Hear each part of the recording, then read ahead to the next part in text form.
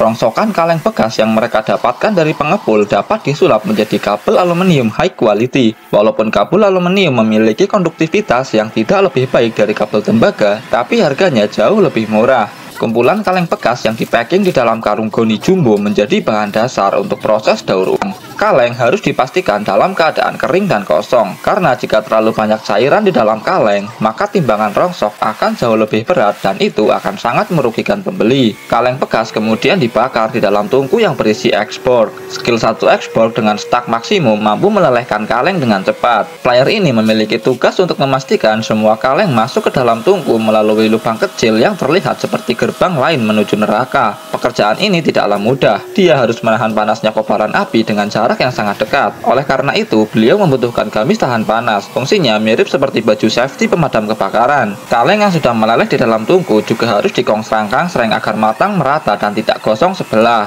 Serbuk flux dalam jumlah yang tertakar dicampurkan di dalam proses peleburan. Serbuk ini sangat berperan penting untuk memastikan aluminium yang terbentuk setelah dilebur memiliki kualitas yang bagus. Pastikan semua material di sekitar lubang dimasukkan semua tanpa terkecuali sampai ke titik atom paling kecil sekalipun. Kotoran hasil pembakaran akan terpisah secara otomatis dan berada di permukaan. Kotoran ini harus disingkirkan. Tempat khusus sudah disediakan untuk menampungnya. Limbah hasil peleburan ini akan diolah lebih lanjut nantinya agar tidak mencemari lingkungan. Tempat khusus yang berbentuk tabung silinder juga disiapkan untuk menampung aluminium cair. Ukuran dari cetakan sudah disesuaikan dengan magazin alat khusus untuk mencetak kabel. Aluminium cair kemudian dituangkan secara hati-hati ke wadah yang sudah disediakan. Proses ini memerlukan ketelitian dan ketenangan ekstra, karena jika sampai tersandung dan jatuh, maka akan fatal akibatnya. Namun pria ini sepertinya sudah khatam betul, bahkan dengan mata tertutup dan dalam keadaan tertidur, dia pun masih bisa melakukan pekerjaan ini. Karena pengalaman dan masa kerjanya di sana sudah mencapai ratusan dekade. Dengan santainya, beliau mampu menuangkan cairan aluminium dengan cepat ke masing-masing wadah. Bahkan, untuk menyelesaikan objektif ini, mereka hanya perlu memperkerjakan satu orang. Mengeluarkannya dari cetakan juga bukanlah hal yang sulit. Cukup lancarkan basic attack ke arah tulang belakang dari cetakan. Aluminium di dalamnya akan keluar secara otomatis. Aluminium yang berserakan di lantai kemudian dipindahkan ke baskom raksasa untuk mempermudah proses mobilisasi. Aluminium ini kemudian ditempatkan di tempat khusus yang sudah disediakan, tepat di sebelah kursi hajatan yang sudah berusia ratusan abad. Selanjutnya, tempatkan aluminium ke dalam tungku pembakaran. Tungku ini didesain tidak untuk melelehkan aluminium, namun hanya untuk menurunkan tingkat kepadatan yang sangat berpengaruh pada proses selanjutnya. Aluminium yang sudah selesai dihangatkan kemudian dimasukkan ke dalam mesin khusus yang terlihat seperti mesin gun raksasa, di mana batang aluminium menjadi amunisinya. Mesin ini berfungsi untuk mengubah batang aluminium menjadi kabel dengan diameter 5 mm.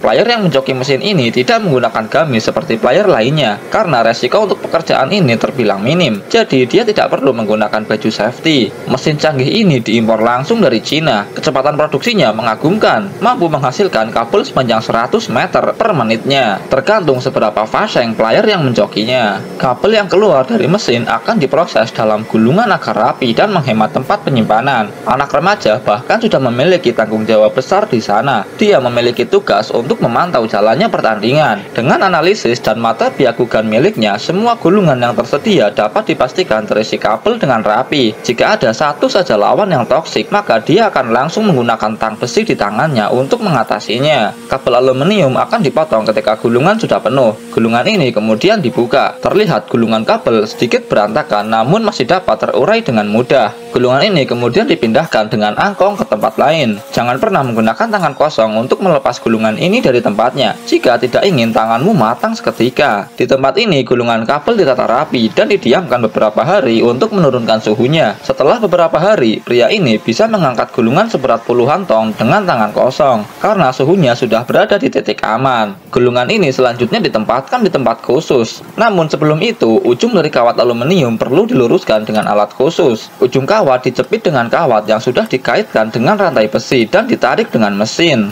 Metode ini mampu meluruskan kawat tanpa perlu repot-repot menariknya dengan tangan. Setelah ujung kawat lurus, maka kawat ini siap untuk digulung. Alat ini berfungsi untuk meluruskan kawat yang masih bengkok tidak beraturan. Kawat akan ditarik melalui silinder yang memiliki lubang khusus sebelum masuk ke mesin penggulung. Silinder berfungsi untuk meluruskan kawat yang bengkok. Selain itu, di depan silinder juga terdapat kain khusus untuk membersihkan kawat kawat dari kotoran. Proses ini perlu dilakukan 3 kali sampai kawat benar-benar mencapai bentuk yang diinginkan. Pria ini dapat memindahkan satu gulungan utuh sendirian dengan tangan kosong. Sungguh kekuatan manusia yang overpower. Ujung kawat disambungkan dengan mesin khusus ke gulungan yang sudah ada sebelumnya menggunakan mesin khusus. Rapikan sambungan dengan tang potong secara manual. Kemudian gulungan siap untuk melalui tahap kedua untuk merapikan dan meluruskan kawat. Bentuk kawat yang lurus tanpa bengkok sedikit pun sangat perlu dicapai, karena bentuk kawat yang tidak sempurna akan mempersulit proses pelapisan kawat dengan karet. Setelah bentuk kawat mencapai tingkat kesempurnaan, kemudian kawat ini digulung dengan alat khusus. Gulungan kemudian disunduk dengan pipa besi. Setelah itu, letakkan gulungan kawat ke kerangka besi khusus yang digunakan untuk menjadi poros putar. Ujung kawat selanjutnya dimasukkan ke mesin khusus untuk melapisi kawat dengan karet. Stok biji karet puluhan ton diperlukan untuk proses ini. Mesin pelapis karet mampu melapisi kawat sepanjang 100 meter per menit secara otomatis. Operator mesin ini hanya perlu memastikan bahan bakar dan bahan baku tersedia setiap saat.